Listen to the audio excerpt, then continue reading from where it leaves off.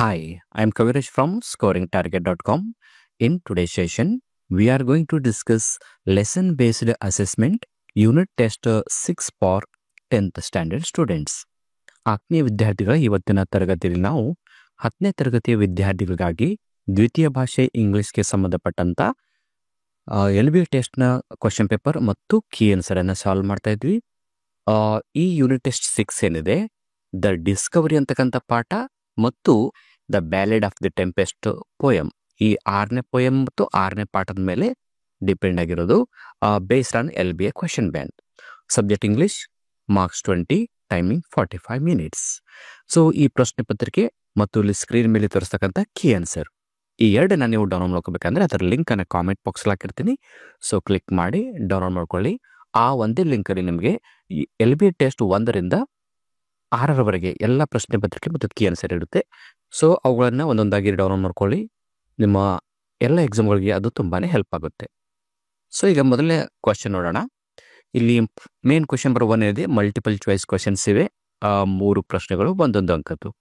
ಅದರಲ್ಲಿ ಮೊದಲನೇ ಪ್ರಶ್ನೆ, choose the appropriate question tag and fill in the blank. So question tag ಅನ್ನು ತುಂಬಿ ಅಂತ ಪ್ರಶ್ನೆ ಇದೆ.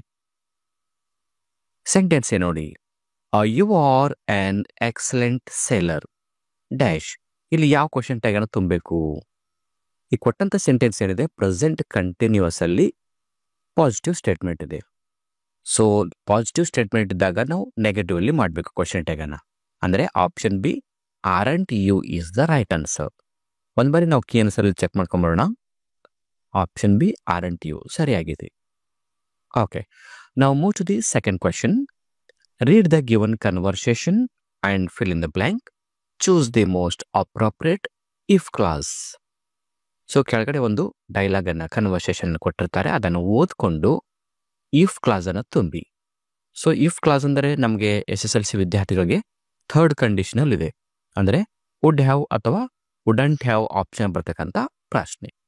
ಸೊ ಮೊದಲು ನಾವು ಇಲ್ಲಿ ಸ್ಟೇಟ್ಮೆಂಟ್ ಅನ್ನ ಓದ್ಕೊಳ್ಳೋಣ. ರಾಧಿಕಾ ಏನ್ ಕೇಳ್ತಾರೆ ನೋಡಿ, hey Suma, did you meet Anu yesterday ಅಂತ ಕೇಳಿದ್ರು. ಸೊ ಅದಕ್ಕೆ ಸುಮಾ ಏನ್ ಹೇಳಿದ್ರು, no, it was raining till late at night, otherwise I dash gone to her house ಅಂತ. ಅಂದ್ರೆ ಇಲ್ಲಿ ರಾಧಿಕಾ ಏನು ಕೇಳಿದ್ರು ಸುಮಾಗೆ, ಸುಮಾ ನಿನ್ನೆ ಅನುಭವಿ ಭೇಟಿ ಆಗಿದ್ಯೇನು ಅಂತ ಕೇಳಿದ್ರು.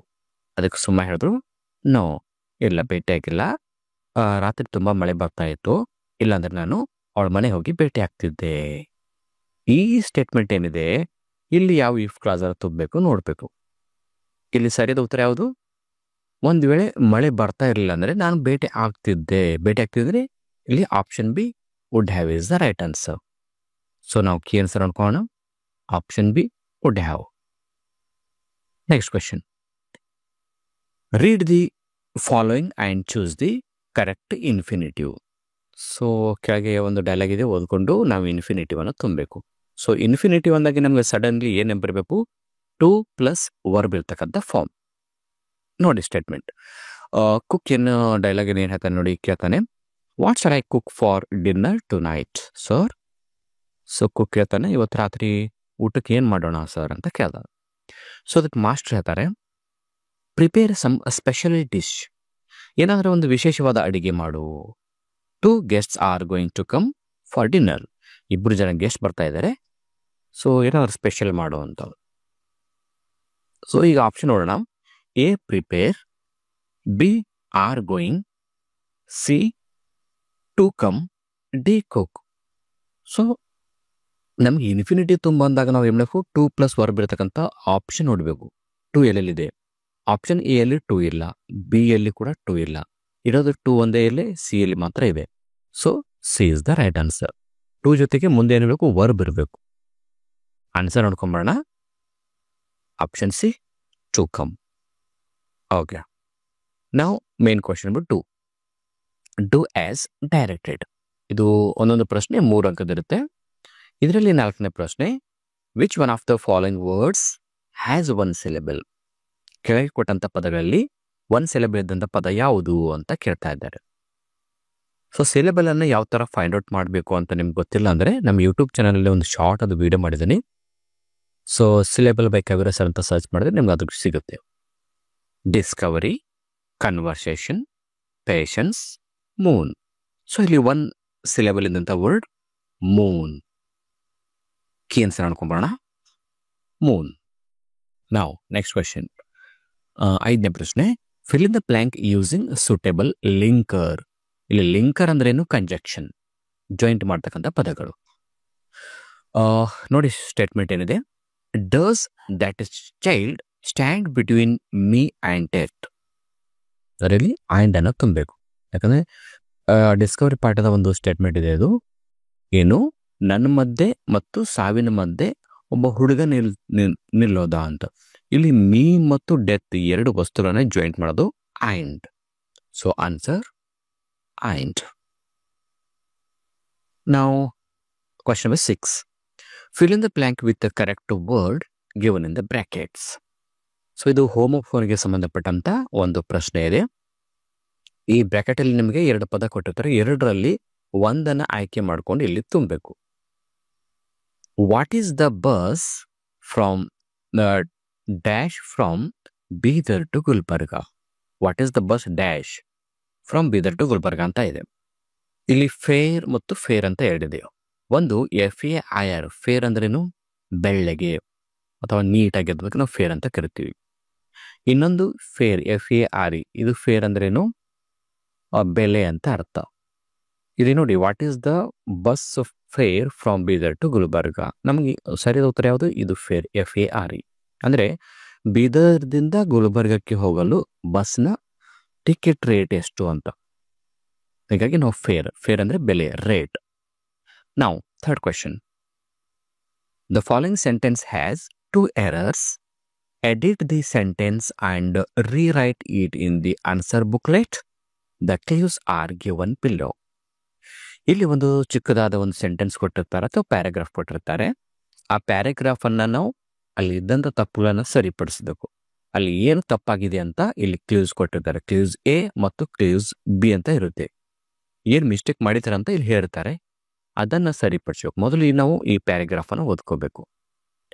Don Guillermo, you are an excellent sailor, a man of abundance, resourcefulness. So ಇದರಲ್ಲಿ ಏನು ತಪ್ಪಾಗಿದೆ ಅಂತ ಅವ್ರು ಕ್ಲೂ ಕೊಟ್ಟಿದ್ದಾರೆ. Clue A, capital letter to be used. ಅಂದರೆ ಇಲ್ಲಿ ಒಂದು ಕ್ಯಾಪಿಟಲ್ ಲೆಟರ್ ಬಳಸಬೇಕಾಗಿತ್ತು, ಬಳಸಿಲ್ಲ, ಅದನ್ನು ಸರಿಪಡಿಸ್ಬೇಕು. ಈ ನೋಡಿ, ಡಾನ್ ಗುಲೆರ್ಮೋ ಅನ್ನೋದು ಒಂದು ಹೆಸರು, ಡಿಸ್ಕವರಿ ಪಾಠದಲ್ಲಿ ಬರ್ತಕ್ಕಂಥ ಒಂದು ಇಂಪಾರ್ಟೆಂಟ್ ಕ್ಯಾರೆಕ್ಟರ್. ಈ ನೇಮ್ ನೌನ್ ಹೆಸರುಗಳಿದ್ದಾಗ ನಾವು ಏನು ಮಾಡ್ತೀವಿ? ಕ್ಯಾಪಿಟಲ್ ಬರಿತೀವಿ. ಈಗ ಡಾನ್ D ಕ್ಯಾಪಿಟಲ್ ಇದೆ, ಅದೇ ರೀತಿ ಗುಲೆರ್ಮೋ ಅಲ್ಲಿ G ಕ್ಯಾಪಿಟಲ್ ಆಗಬೇಕಾಗಿತ್ತು. ಇನ್ನು G ಕ್ಯಾಪಿಟಲ್ ಆಗಬೇಕು, ಆಗಿಲ್ಲ. ಅದೊಂದು G ಕ್ಯಾಪಿಟಲ್ ಮಾಡಿ ಬರಿಬೇಕು. ಇನ್ನು B ಕ್ಲೂ ಏನಿದೆ? Spelling mistake to be corrected. ಇಲ್ಲಿ ಎಲ್ಲಿ ಒಂದು ಸ್ಪೆಲ್ಲಿಂಗ್ ಮಿಸ್ಟೇಕ್ ಆಗಿದೆ, ಸರಿಪಡಿಸಿ ಅಂತ. ಸೊ ಸ್ಪೆಲ್ಲಿಂಗ್ ಮಿಸ್ಟೇಕ್ ಅಂದಾಗ ನಾವು ಏನು ಮಾಡಬೇಕು? ಪ್ರತಿಯೊಂದು ವರ್ಡ್ಗಳ ಸ್ಪೆಲ್ಲಿಂಗನ್ನು ಚೆಕ್ ಮಾಡ್ತಾ ಹೋಗಬೇಕು. ಇನ್ನು ನೋಡಿ, ಡಾನ್ ಗುಲೆರ್ಮೋ ಇದು ಕರೆಕ್ಟ್ ಆಗಿದೆ, UR ಕರೆಕ್ಟ್ ಇದೆ, ಆ್ಯನ್ ಕರೆಕ್ಟ್ ಇದೆ, ಎಕ್ಸಲೆಂಟ್. ಇಲ್ಲಿ ಸ್ಪೆಲ್ಲಿಂಗ್ ಮಿಸ್ಟೇಕ್ ಇದೆ ನೋಡಿ, EXCLLANT ಅಂತ. ಇಲ್ಲಿ A ಬರೋದಿಲ್ಲ, A ಬದಲಾಗಿ ನಾವು ಏನು ಮಾಡಬೇಕು? E ಅನ್ನು ಆ್ಯಡ್ ಮಾಡಬೇಕು. ಈ ಎರಡು ನಮಗೂ ಉತ್ತರ. ನೋಡಿ, ಕೀ ಆನ್ಸರ್ ನೋಡ್ಕೊಂಬರೋಣ. A ಪ್ರಶ್ನೆದು ಡಾನ್ ಗುಲೆರ್ಮೋ, ಇಲ್ಲಿ G ಕ್ಯಾಪಿಟಲ್ ಮಾಡಿದ್ವಿ. B ಅಲ್ಲಿ ಎಕ್ಸಲೆಂಟಲ್ಲಿ A ತೆಗೆದು E ಅನ್ನು ಆ್ಯಡ್ ಮಾಡಿದ್ವಿ. ಈ ಥರ ಸರಿಪಡಿಸಿ ನಾವು ಉತ್ತರವನ್ನು ಈ ಥರ ಶಾರ್ಟಾಗಿ ಕೂಡ ಬರಿಬೋದು. ಇಲ್ಲಾಂದ್ರೆ ನಾವು ಇಲ್ಲಿ ಪ್ರಶ್ನೆಯಲ್ಲಿ ಕೇಳಿದ ಹಾಗೆ ನಾವು ಇಡೀ ಪ್ಯಾರಾಗ್ರಾಫನ್ನು ಮತ್ತೊಮ್ಮೆ ರೀರೈಟ್ ಮಾಡ್ಬೋದು. ಅಂದರೆ ಕ್ವೆಶನ್ ನಂಬರ್ 7 ಇದೆ ಆತ ಹಾಕಿ ಇಡೀ ಇದು ಸೆಂಟೆನ್ಸನ್ನು ಬರೆದು ಅಲ್ಲಿ ಎಲ್ಲೆಲ್ಲಿ ಸರಿಪಡಿಸಿದ್ವಿ ಅದಕ್ಕೆ ಅಂಡರ್ಲೈನ್ ಮಾಡಿದ್ರೆ ಸಾಕು. Next main question number 4. Answer the following in 2 or 3 sentences. ಈ ಕೆಳಗಿನ ಪ್ರಶ್ನೆಗೆ 2-3 ವಾಕ್ಯದಲ್ಲಿ ಉತ್ತರ ಬರೆಯಿರಿ ಅಂತ ಇದೆ. ಇದು ಒಂದು 2 ಅಂಕದ ಪ್ರಶ್ನೆ. Question 8. Whose company did Pepe prefer. ಇಲ್ಲಿ ಪ್ರೆಫರ್ ಅಂದರೆ ಆದ್ಯತೆ ಕೊಡೋದು. ಅಂದರೆ ಪೇಪೆ ಯಾರ ಜೊತೆ ಇರಲು ಆದ್ಯತೆ ಕೊಡ್ತಾ ಇದ್ದ, ಇಂಪಾರ್ಟೆನ್ಸ್ ಕೊಡ್ತಾ ಇದ್ದ. ಇದು ಒಂದು ಕ್ವೆಶನ್. ಪೇಪೆ ಯಾರ ಜೊತೆ ಇರೋಕ್ಕೆ ಇಷ್ಟಪಡ್ತಿದ್ದ. ಇನ್ನು 2ನೇದು, what was the reason for this. ಯಾಕೆ ಆ ಕಂಪನಿಯನ್ನೇ ಇಷ್ಟಪಡ್ತಿದ್ದ. ಇದು ಡಿಸ್ಕವರಿ ಪಾಠದ ಪ್ರಶ್ನೆ. ಆನ್ಸರ್ ಅನ್ಕೊಂಬರೋಣ. 8ನೇ ಪ್ರಶ್ನೆದು, Pepe prefer the company of Christopher Columbus. Pepe ಕೊಲಂಬಸ್ನ ಒಂದು ಜೊತೆ ಇರೋಕ್ಕೆ ಇಷ್ಟಪಡ್ತಾ ಇದ್ದ. ರೀಸನ್ ಏನು? The reason was that Columbus was brave ಯಾಕೆ ಕೊಲಂಬಸ್ ಜೊತೆ ಇಷ್ಟ ಪಡ್ತಿದ್ದ ಅಂದರೆ ಕೊಲಂಬಸ್ ಒಬ್ಬ ಧೈರ್ಯವಂತ ಕ್ಯಾಪ್ಟನ್ ಆಗಿದ್ದ ಆ್ಯಂಡ್ ಇನ್ಸ್ಪೈರಿಂಗ್ ಲೀಡರ್, ಅಂದರೆ ಎಲ್ಲರನ್ನ ತುಂಬ ಸ್ಫೂರ್ತಿ ಕೊಟ್ಟು ಮುನ್ನಡೆಸ್ತಕ್ಕಂಥ ಒಂದು ನಾಯಕತ್ವ ಗುಣ ಇತ್ತು. Unlike other ಸೈಲರ್ಸ್ who were fearful. But ಆ ಒಂದು ನಾವಿಕರೇಂದ್ರು ಅವ್ರು ತುಂಬ ಭಯ ಪಡ್ತಾ ಇದ್ರು, ಯಾವಾಗೂ ಕುಡಿದು ಗದ್ದಲು ಮಾಡ್ತಾ ಇದ್ರು ಮತ್ತು ಪೆಸ್ಸಿಮಿಸ್ಟಿಕ್ ಆಗಿದ್ದರು. ಪೆಸ್ಸಿಮಿಸ್ಟಿಕ್ ಅಂದರೆ ನಿರಾಶಾವಾದಿಗಳಾಗಿದ್ದು, ಅವ್ರಿಗೆ ಯಾವುದೇ ಒಂದು ಹೋಪ್ ಇರಲಿಲ್ಲ, ಅವರಿಗೆ ನೆಗೆಟಿವ್ ಫೀಲಿಂಗ್ಸ್ ಇತ್ತು ಅವರಿಗೆ.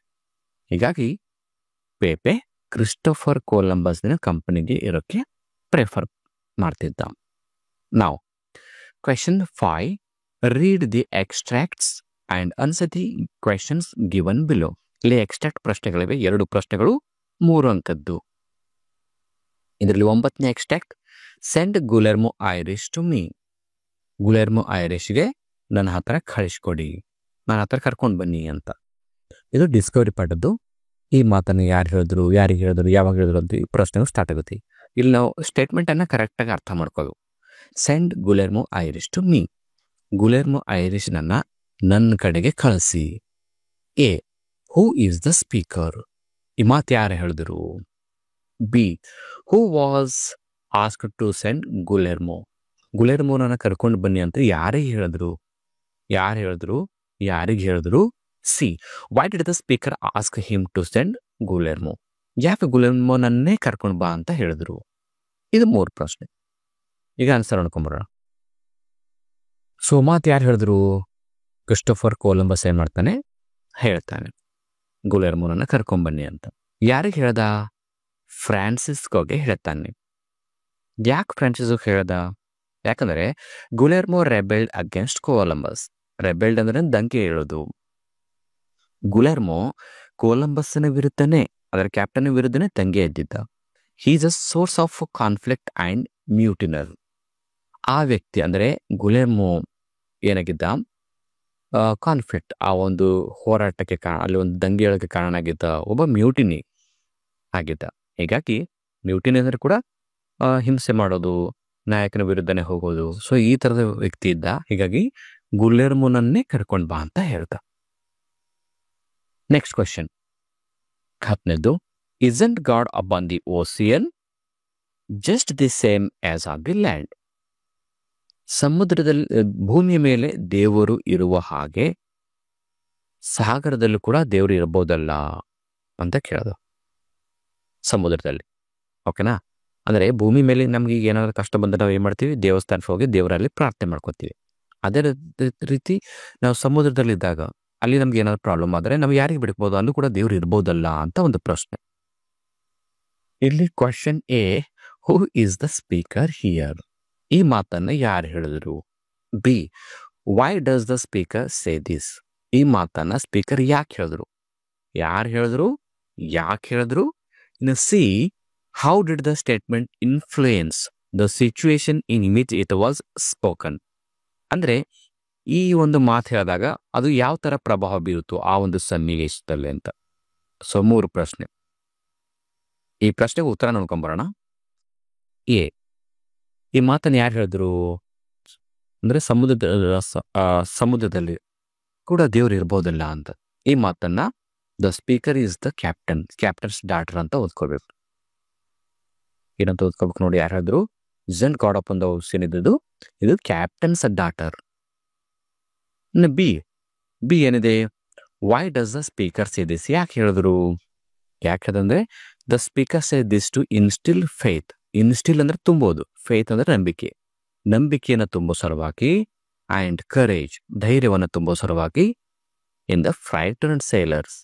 ಸೊ ಫ್ರೈಟನ್ಡ್ ಸೇಲರ್ಸ್ ಅಂದರೆ ಭಯಗೊಂಡ ನಾವಿಕರು. ಈ ಭಯಗೊಂಡ ನಾವಿಕರಲ್ಲಿ ಆತ್ಮವಿಶ್ವಾಸವನ್ನು ತುಂಬೋದು ಮತ್ತು ಧೈರ್ಯ ತುಂಬೋ ಸಲುವಾಗಿ ಅವಳು ಈ ಮಾತನ್ನು ಹೇಳಿದ್ರು. ಯಾರು ಹೇಳಿದ್ರು ಗೊತ್ತಾಯ್ತು? Captains daughter. ಯಾಕೆ ಹೇಳಿದ್ರು? ನಾವಿಕರಲ್ಲಿ ಆತ್ಮವಿಶ್ವಾಸ ಮತ್ತು ಧೈರ್ಯ ತುಂಬಲು. ಸೊ ಈ ಮಾತು ಹೇಳಿದಾಗ, ಕ್ಯಾಪ್ಟನ್ ಡಾಟರ್ ಈ ಮಾತು ಹೇಳಿದಾಗ ಏನು ಬದಲಾವಣೆ ಆಯಿತು? This statement calmed the sailors fears. So ಈ ಮಾತು ಹೇಳಿದಾಗ ಈ ನಾವಿಕರಲ್ಲಿ ಆಗಿರ್ತಕ್ಕಂಥ ಭಯ ಕಂಪ್ಲೀಟಾಗಿ ಹೋಗ್ಬಿಡ್ತು. ಗೇವ್ ದೆಮ್ ಹೋಪ್, ಜೊತೆಗೆ ಭರವಸೆ ತಂದು ಕೊಡ್ತು. ಟು ಫೇಸ್ ದ ಸ್ಟೋರ್ಮ್ ಕರಿಜಿಯಸ್ಲಿ, ಆ ಎದ್ದಂಥ ಬಿರುಗಾಳಿಯನ್ನು, ಆ ಒಂದು ಕಷ್ಟದ ಪರಿಸ್ಥಿತಿಯನ್ನು ಧೈರ್ಯವಾಗಿ ಆತ್ಮವಿಶ್ವಾಸದಿಂದ ಎದುರಿಸೋಕ್ಕೆ ಅವರಲ್ಲಿ ಒಂದು ಸ್ಫೂರ್ತಿಯನ್ನು ಕೊಡ್ತು ಅಂತ ಹೇಳ್ಬೋದು. ಓಕೆ, ನಿಮಗೆ ಕೊನೆಯ ಪ್ರಶ್ನೆ. Answer the following question in 8 to 10 sentences. ಈ ಕೆಳಗಿನ ಪ್ರಶ್ನೆಗಳಿಗೆ 8 ವಾಕ್ಯದಲ್ಲಿ ಉತ್ತರ ಬರೆಯಿರಿ ಅಂತ ಇದೆ. ಇದು 4 ಅಂಕದ ಒಂದು ಪ್ರಶ್ನೆ. Question: the spirit of the little maiden saved the life of the sailors. Justified. ಆ ಚಿಕ್ಕ ಕನ್ಯೆ, ಆ ಕ್ಯಾಪ್ಟನ್ಸ್ ಡಾಟರ್ ಆಡಿದಂಥ ಮಾತುಗಳು ನಾವಿಕರಿಗೆ ಬದುಕುವ ಭರವಸೆಯನ್ನು ತಂದುಕೊಡ್ತು, ಸ್ಫೂರ್ತಿಯನ್ನು ತಂದುಕೊಡ್ತು. ಈ ಮಾತನ್ನು ಸಮರ್ಥಿಸಿ ಬರೆಯಿರಿ. ಅಂದರೆ ಕ್ಯಾಪ್ಟನ್ ಡಾಟರ್ ಆಡಿದಂಥ ಸ್ಫೂರ್ತಿದಾಯಕ ಮಾತುಗಳು, ಇಲ್ಲೇನು ಆಡಿದಲ್ಲ ಈ ಮಾತಿನಿಂದ ನಾವಿಕರಿಗೇನಿತ್ತು, ತಮ್ಮ ಜೀವನ ಕಾಪಾಡ್ಕೊಳ್ಳೋಕೆ ಸ್ಫೂರ್ತಿ ಆಯಿತು. ಯಾವ ಥರ ಆಯಿತು ಅಂತ ಜಸ್ಟಿಫೈ ಮಾಡಿ ಬರೀಬೇಕು. ಇದು ಬ್ಯಾಲೆಡ್ ಆಫ್ ದ ಟೆಂಪೆಸ್ಟ್ ಪೋಯಮ್ದಿಂದ ಈ ಒಂದು ಪ್ರಶ್ನೆ ಇದೆ. So answer: it is the true that the little girls spirit saved the sailors. So ಆ ಚಿಕ್ಕ ಹುಡುಗಿ ಆಡಿದಂಥ ಒಂದು ಸ್ಫೂರ್ತಿದಾಯಕ ಮಾತುಗಳು ನಾವಿಕರ ಪ್ರಾಣವನ್ನ ಅಪಾಯದಿಂದ ಪಾರು ಮಾಡ್ತು. The sailors were very scared. ನಾವಿಕರು ತುಂಬಾ ಭಯ ಪಟ್ಕೊಂಡಿದ್ರು. ಸ್ಕೇರ್ಡ್ ಅಂದ್ರೆ ಭಯ.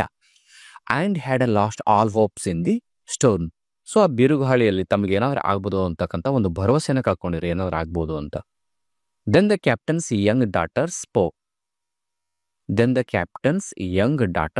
ಆಮೇಲೆ ಕ್ಯಾಪ್ಟನ್ಸ್ ಡಾಟರ್ ಏನಾಗ್ತಾರೆ, ಮಾತಾಡ್ತಾರೆ. ಏನ್ ಮಾತಾಡಿದ್ರು? She asked if God was also present in the ocean just like as on the land. ಅಂದ್ರೆ ದೇವ್ರಿದ್ದಾನೆ, ಭಯ ಪಡಬೇಡಿ. ಭೂಮಿ ಮೇಲೆ ಯಾವ ತರ ದೇವ್ರು ನಮ್ಮನ್ನು ಕಾಪಾಡ್ತಾನೋ ಅದೇ ತರ ನಮಗೆ ಸಮುದ್ರದಲ್ಲಿ ಕೂಡ ದೇವ್ರು ಕಾಪಾಡ್ತಾನೆ. She had simple and strong faith. ಅವಳ ಹತ್ರ ಒಂದು ಧೈರ್ಯ, ಒಂದು ತಾಳ್ಮೆ ಶಕ್ತಿ, ಆ ಒಂದು ಮಾತುಗಳನ್ನ ಆಡ್ತಾಳೆ. Her words reminded the brave sailors about God. ಇಲ್ಲಿ ನೋಡಿ, reminded brave soldiers about the God. ಅಂದ್ರೆ ಆ ಧೈರ್ಯವಂತ ನಾವಿಕರು ಏನು ಧೈರ್ಯ ಕಾಕೊಂಡಿದ್ರು, ಅವರಿಗೆ ದೇವರಲ್ಲಿ ಭರವಸೆಯನ್ನು ಇರ್ತಕ್ಕಂಥ ಒಂದು ಮಾತನ್ನ ಆಡಿದಳು. The sailors stopped being afraid. So ಅವ್ರಿಗೆ ದೇವರ ಮೇಲೆ ನಂಬಿಕೆ ಬಂದಾಗ ಅವ್ರ ಹತ್ರ ಇರ್ತಕ್ಕಂಥ ಭಯ ಕಂಪ್ಲೀಟ್ ಆಗಿ ಹೋಗ್ಬಿಡ್ತು. And started to believe again. ಮತ್ತೆ ಅವ್ರ ಬಳಿ ಬದುಕುವ ಭರವಸೆ ಬಂತು. This challenge from fear to hope was very important. ಭಯದಿಂದ ಆತ್ಮವಿಶ್ವಾಸದ ಕಡೆಗೆ ಅವರ ಒಂದು ಚಲನೆ ಆಯಿತು, ಅವ್ರ ಮೂವ್ಮೆಂಟ್ ಅನ್ನ, ಫೀಲಿಂಗ್ಸ್ ಅನ್ನ ಚಲನೆ ಆಯಿತು. It gave them courage to face the problem. ಅವರಿಗೆ ಈ ಎಲ್ಲ ಸನ್ನಿವೇಶವನ್ನ, ಕಷ್ಟದ ಪರಿಸ್ಥಿತಿ ಎದುರಿಸಲು ಧೈರ್ಯ ತಂದು ಕೊಡ್ತು. So the girls positive spirit gave the hope and save them all. ಹುಡುಗಿ ಆ ಮಾತುಗಳು ಧನಾತ್ಮಕವಾದ ಸ್ಫೂರ್ತಿಯನ್ನು ತಂದುಕೊಟ್ಟು ಅವರನ್ನೆಲ್ಲ ಕಾಪಾಡಲು ಸಹಾಯ ಆಯಿತು. ಇದು ಇಂಪಾರ್ಟೆಂಟ್ ಆದ ಒಂದು ಆನ್ಸರ್ಸ್. ಸೊ ಈ ಒಂದು ಪ್ರಶ್ನೆ ಪತ್ರಿಕೆ ಮತ್ತು ಕೀ ಆನ್ಸರ್ ಅನ್ನು ಡೌನ್ಲೋಡ್ ಮಾಡ್ಕೋಬೇಕಂದ್ರೆ ಅದರ ಲಿಂಕ್ ಅನ್ನು ಕಾಮೆಂಟ್ ಬಾಕ್ಸ್ ಹಾಕಿರ್ತೀನಿ.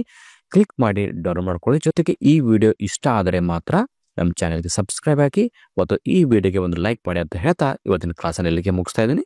So thank you all.